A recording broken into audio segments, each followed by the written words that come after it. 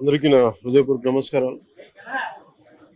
First time చాలా కాలం తర్వాత full election commission రావడం దాని తాలూకు సీరియస్నెస్ తెలియజేస్తా ఉంది.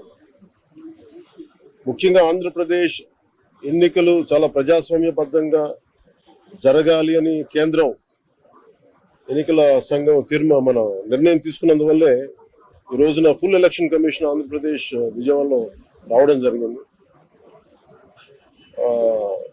చంద్రబాబు గారు తెలుగుదేశం పార్టీ నుంచి 3 సార్లు ముఖ్యమంత్రిగా పనిచేశారు, ప్రతిపక్ష నాయకులుగా ఉన్నారు.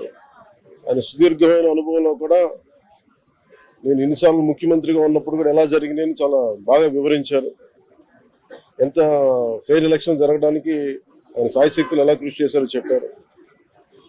జనసేన తరపు అలాగే వైసీపీ ఏమేమి చేసింది ఇప్పుడు దాకా, దొంగ ఓట్లు ఎలా రిజిస్టర్ చేశారు, ఆ చంద్రగిరి ఇందాక మీరు చెప్పినట్టు చంద్రగిరిలో దాదాపు 1,00,000 పైచిలకు ఓట్లు దొంగ ఓట్లు నమోదు చేస్తే దాదాపు దాంట్లో 1/4 ఆల్మోస్ట్ దాన్ని యాక్సెప్ట్ చేశారు.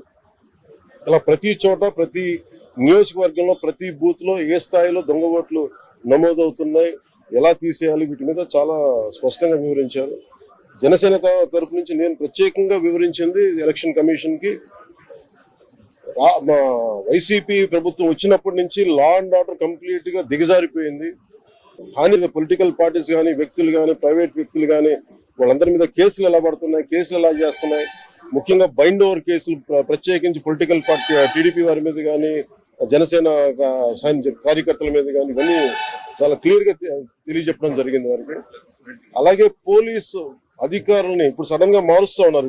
లాస్ట్ 2 నెలలుగా మార్చేస్తా ఉన్నారు. మళ్ళీ ఎన్నికలు సంఘం వచ్చేటప్పటికి మళ్ళీ వాళ్ళకి కావాల్సిన అధికారులు తిరిగి అక్కడ వేయించుకునేలాగా తీసుకొచ్చిన ప్రణాళికలు చేస్తాం, అది కూడా బలంగా తెలియజేశాం. అలాగే మహిళా కానిస్టేబుల్స్ ప్రత్యేకించి సంబంధం లేని చోట్ల వాళ్ళు దాదాపు 87 నియోజకవర్గాల్లో వాళ్ళు పెట్టారు, అది వాళ్ళు దూరం చేయమని ప్రత్యేకంగా ఆయన వివరించారు. నేను ఇంకోటి ప్రత్యేకించి నేను చెప్పింది ఏంటంటే వాలంటీర్స్ అనేది విలేజ్ సచివాలయం అనేది ప్రత్యేకించి అది యాంటీ కాన్స్టిట్యూషనల్ బాడీ, వాళ్ళని దయచేసి ఎన్నికల సమయంలో వాళ్ళని ఉపయోగించొద్దని చెప్పి ప్రత్యేకించి విన్నవించాం.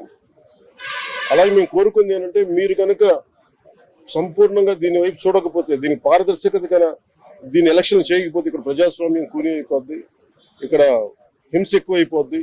అలాగే గత స్థానిక ఎన్నికల్లో కూడా ఏ స్థాయిలో కనీసం ఒక దళిత యువకుడు లాంటి ఒక కనీసం నామినేషన్ వేసే పరిస్థితుల్లో కూడా లేదు, అందరినీ చేశారని చెప్పి ప్రత్యేకించి అది వివరించాం. ఖచ్చితంగా వాళ్ళు ఒకటే ఎన్నికల ప్రధానాధికారి ఒకటే చెప్పారు, ఆయన CEO, మేము చాలా కట్టుబడి ఉన్నాం, ఫ్రీ అండ్ ఫెయిర్ ఎలక్షన్ జరిగేలా కట్టుబడి ఉన్నాం అని చెప్పి అంత భరోసాగా ఇప్పుడు మాట్లాడుతూ ఖచ్చితంగా ఇది కేంద్రం చాలా సీరియస్ గా తీసుకున్న ఆంధ్రప్రదేశ్ ఎలక్షన్స్ అని తెలియజేస్తా ఉంది. ఈసారి ఫ్రీ అండ్ ఫెయిర్ ఎలక్షన్స్ ఉంటాయి, ప్రభుత్వాలు మారుతాయి అని నేను మనస్ఫూర్తిగా నమ్ముతున్నాను. అలాగే ఈ పరిస్థితుల్లో కేంద్ర ఎన్నికల సంఘం ప్రధానాధికారులందరికీ కూడా ప్రత్యేక ధన్యవాదాలు తెలియజేసుకుంటాను.